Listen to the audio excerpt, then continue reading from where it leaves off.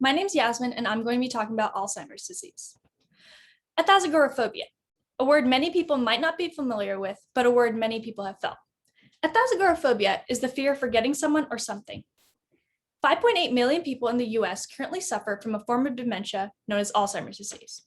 While Alzheimer's has been known to be hereditary, it doesn't mean everyone is safe from its effects. Alzheimer's takes your identity. You suffer from memory loss, completing familiar tasks. You get confused with where you are and what time it is. And in the late stages, people lose the ability to communicate coherently. Alzheimer's eats away at your brain and strips you of your identity slowly. And the scariest part, there's no cure. While treatment options are available, all they do is slow down the inevitable. In the end, the results are the same. Now, I'm not here to scare you guys. I'm here to inform you about the disease so that you can look out for your loved ones and, most importantly, yourself. To give you guys some background, Alzheimer's was discovered in 1906 by Alois Alzheimer. He was the first person to identify the plaques and the entanglements in the brain that cause this form of dementia to occur. In 1906, Alzheimer analyzed the brain of a patient that presented with symptoms of memory loss, delusions, and hallucinations.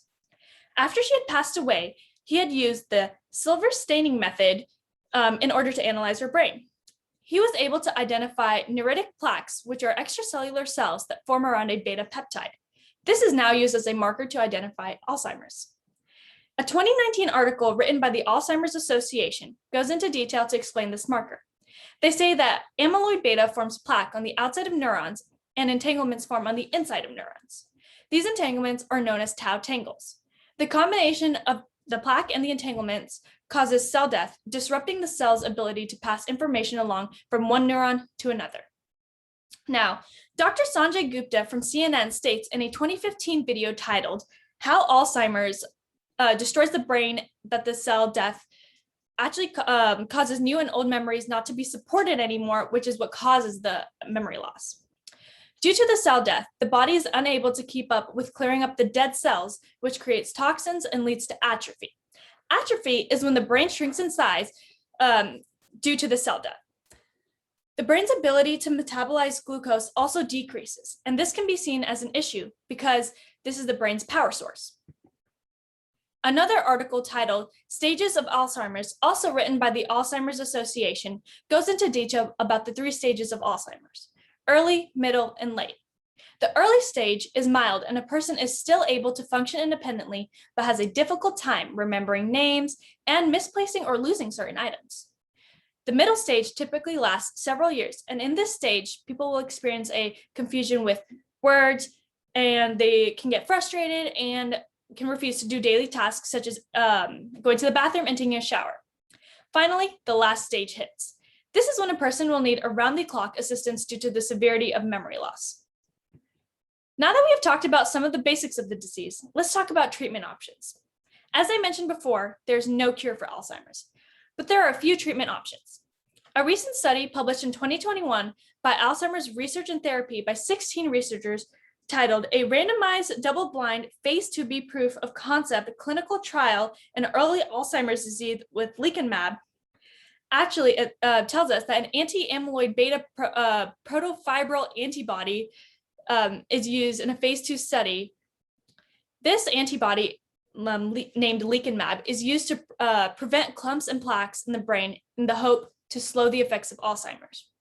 In this trial, 3 doses are given across 2 regimens of Lecanemab, and a placebo are tested in patients with early stages of Alzheimer's. The patients that have received the treatment showed a 64% probability to be better than those on the placebo. They had a reduction of brain amyloid, causing fewer clumps and plaques in the brain. While treatments like this do exist, that doesn't mean there's always been rainbows and sunshine.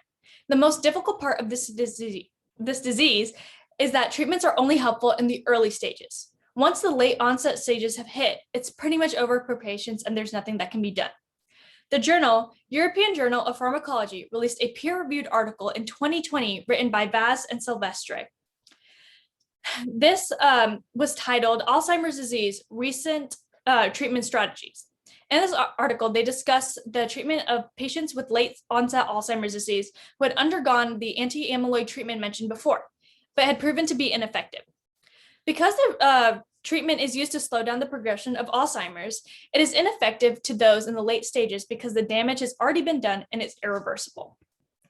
Now, the information you've received is a lot to grasp, and the intention was not to scare you. This is something that everyone should be aware of. While it doesn't get worse until one is around the age of 65, it is something you should be aware of early on, especially if there's a family history of Alzheimer's. Look for the early symptoms of memory loss, forgetting names, and misplacing items. And not only with yourself, but your family as well. Learn about the treatment options and actually catch it before it gets worse and you might regret it. Thank you.